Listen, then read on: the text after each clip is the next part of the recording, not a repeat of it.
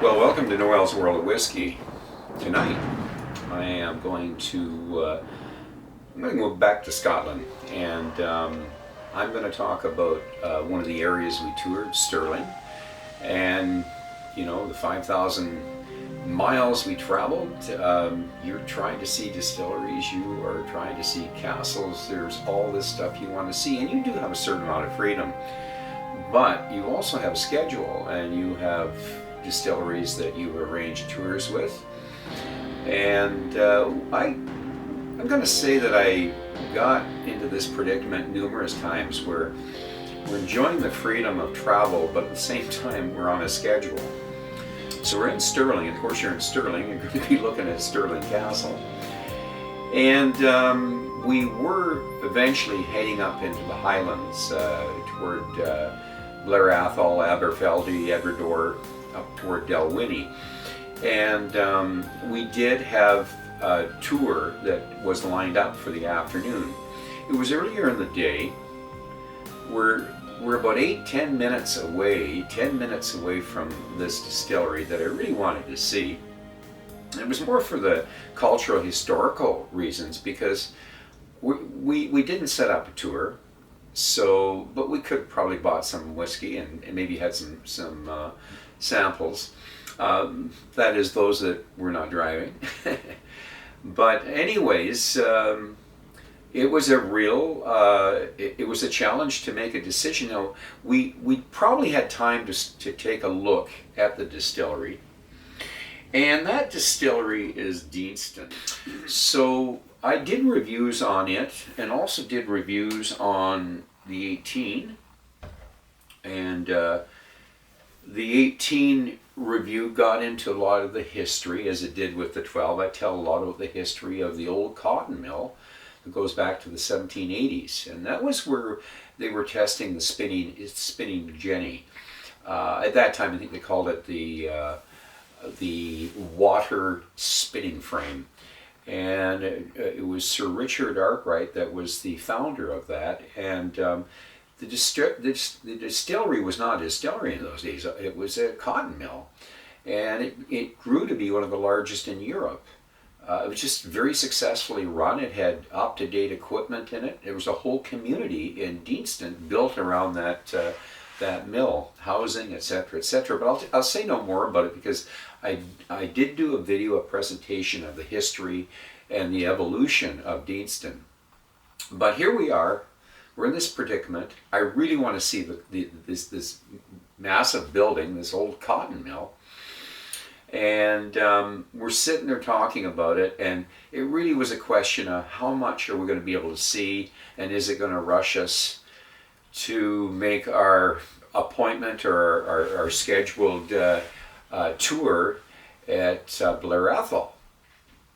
And the flip-flop of what we're going to do, we went through this numerous times in Scotland, but no, we decided, instead of that 10-minute trip to see Deanston, we just wanted to be early in the highlands, so we could see a few different distilleries, and we would have time for our tours.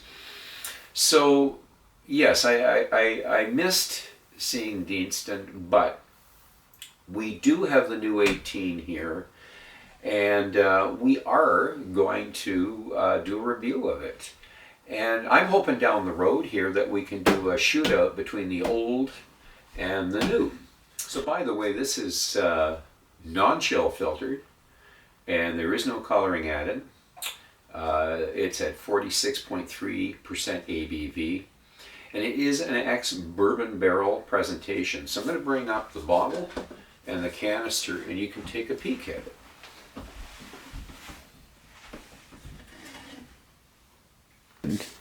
Nice tough canister. These canisters are solid. I don't think that's excess. Maybe some of the reviewers might think that's excess, but I don't think for an 18-year-old you should have no problem putting it in a decent canister.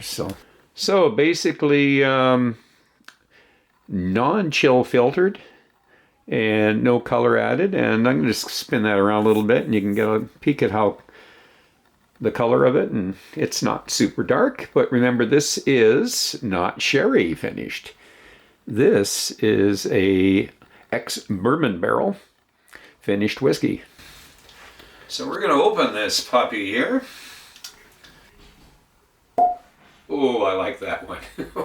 It's a good one. So I'm going to bring this glass up and we're going to take a look at the color of the Deanston 18, the new Deanston 18, and see if we can see any legs.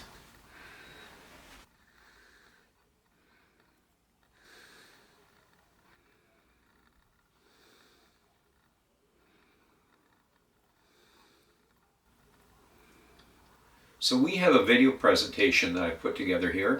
Again, if you don't want to watch it, just scroll ahead for the review. But I'll be seeing you back here in 20-25 minutes. So long time. There is a prominent old structure in the community of Deanston that dates back to 1785 when the Buchanan brothers started a cotton mill with the help of Sir Richard Arkwright, the inventor of the first successful water spinning frame. James Finlay and Company eventually took over the mill in 1806, and the brilliant James Smith ran it for 35 years. He expanded the mill from 1811 to 1833 into one of the largest modern cotton mills in Europe. He added the workers' housing, a school, roads, new gasworks, a new weir, and even a fish ladder for the salmon to get up to the upper spawning channels of the River Teith. The mill was powered by 4 water wheels, and the 36-foot Hercules was the largest in Europe. In 1949, the wheels were replaced with electric water turbines, where the surplus electricity is sold back to the national grid. After 180 years of operation, James Finlay and Company closed the mill. Within a few months of the closure, James Finlay and Company, Brodie Hepburn, and A.B. Grant started to convert Deanston Mill into a whiskey distillery. The distillery uses a traditional Porteous mill and an old-school cast-iron 11-ton open-top mash tun, the largest of its size in Scotland. The only new building is the tun room, where 8 60,000-litre stainless steel washbacks will do up to 100 hours of fermentation. Slow distillation is done in the 4 stills. They have bulbous bowls and upward-angled lid arms for maximum reflux. The 2 17,500-litre wash stills are charged to 15,000 litres, and the 2 15,500-litre spirit stills are charged to 13,500 litres. After the distillate is cooled in the shell and tube condensers, the new make spirit strength is around 69% ABV. It is filled into the casks at 63.5% ABV and the odd time up to 65%. The little fluctuation of cooler temperatures in the old insulated weaving shed made it ideal for whiskey maturation. Deanston has 4 Dunner-style warehouses with 3 rack warehouses that have a capacity of 24,000 casks. These are mostly ex-bourbon barrels, but they do have some sherry, wine, and virgin oak casks, as well as their organic presentations. The Deanston character is full of contrast with a light malty fruity palate, but it also has a waxy texture. The Deanston Distillery Visitor Center and Shop has been open since 2012, so you can take the distillery tour as well as sample and purchase their whiskeys on site. The Deanston Distillery is 8 miles northwest of Stirling and 44 miles northwest of Edinburgh, or an hour drive. It is 34 miles north of Glasgow, or a 40-minute drive.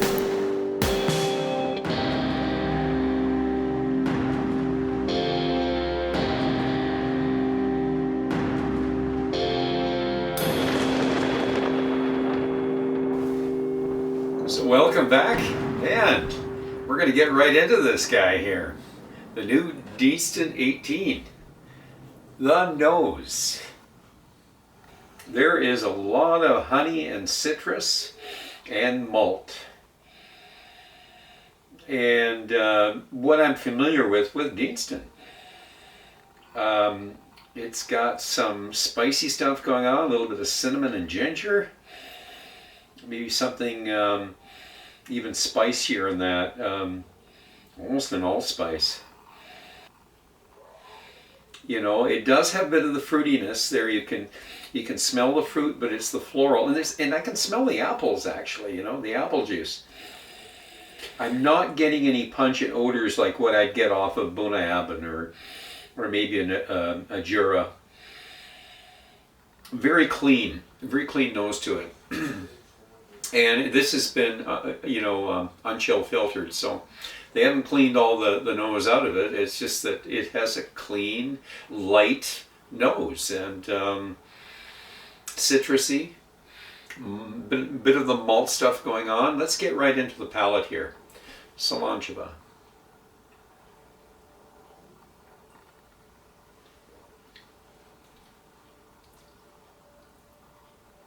A lot more going on here. Lots of malt and honey. Very waxy. Waxy, a little bit of an oily texture to it, but waxy. Got a little bit of the wood showing. The 18 years is showing a little bit of a bitter bite, but certainly nothing that doesn't seem to be balanced out with the sweetness. And there is a certain amount of sweetness. The fruity notes are mixed in with the honey. And when I say fruit, it's you've got some lemon, orange, lots of apple stuff going on. And the cinnamon just banged me. Lots of cinnamon, a bit of ginger. And here comes the, I'm going to say something between nutmeg and white pepper. Cloves. Oh, almost something like a cilantro. Nice coating on the tongue. But I will be honest with you, the what was there is now gone. So I'm going to have to go to the development and finish. Cilantro.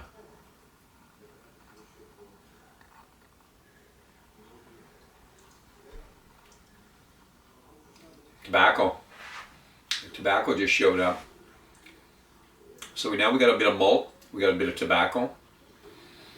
Got a little bit of molasses and that beehive corn syrup we used to have when we were kids. I can taste a little bit of that.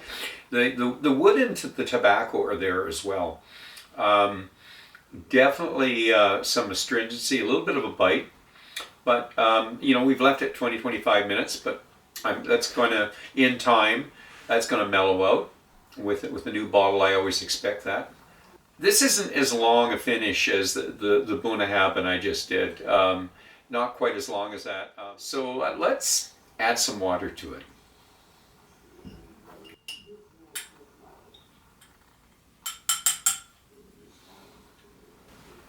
And we'll give it the swirl.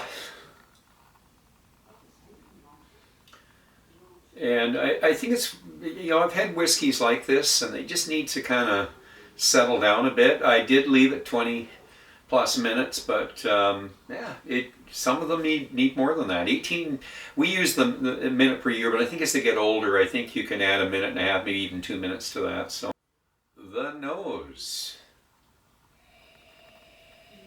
I got my apples back. And with the apples, I've got those floral notes again, the floral cologne. We got a little citrusy stuff, maybe some orange peel mixed in with maybe some lavender notes. And there is something in the background there. It's just you smell cardboard. You're in a warehouse and there's lots of cardboard. It's got a smell to it, almost a dusty smell, eh? And that's probably mixed in with pencil shavings. And I'm getting the cinnamon and the ginger. The ginger is definitely coming through here. So keeps bouncing back and forth here, and we'll figure it out here eventually. But let's get into the palate, okay? So the palate with water.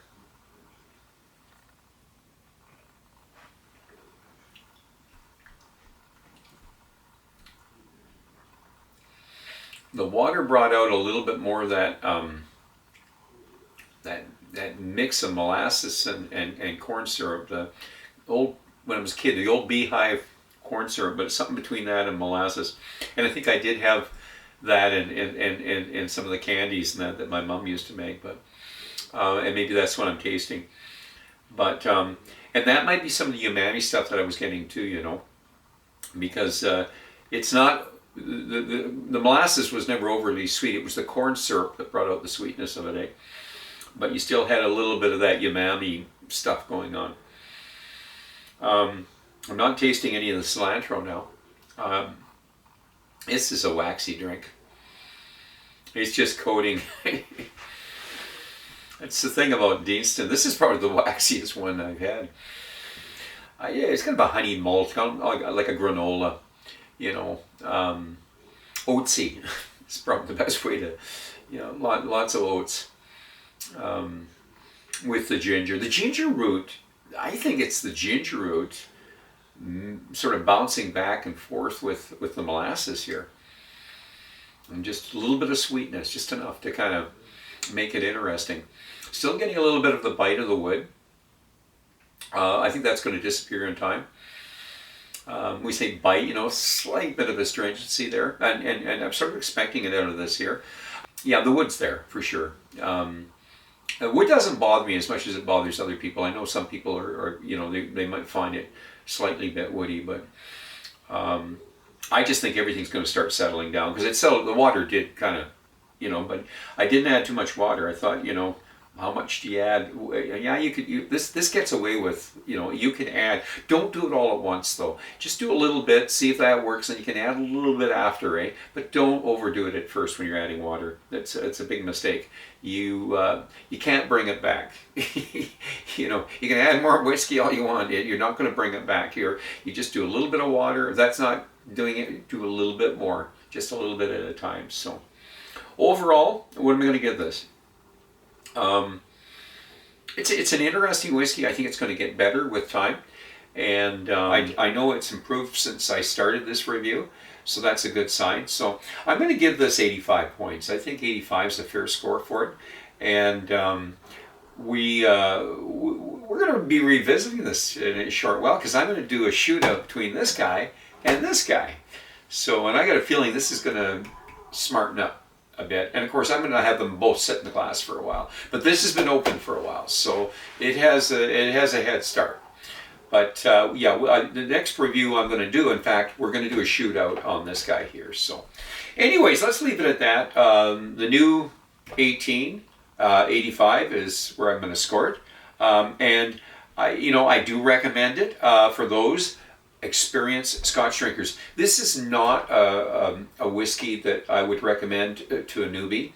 But you got to remember, this is very reasonably priced. Whiskeys are going up like hell, and this is well worth what you're paying for it here in Canada. I don't know what it is in the States, but I think I paid one in the 170s, 165 to 170, somewhere in that area there. Good price for an 18 in Canada. That is, 46.3 or something. Non-chill filtered, no color added, a good presentation. No, that's a good price. So I do recommend it, but to the experienced palate. So on that note, I am going to ask you to drink wisely, drink intelligently, and do not drink and drive until next time. So much fun.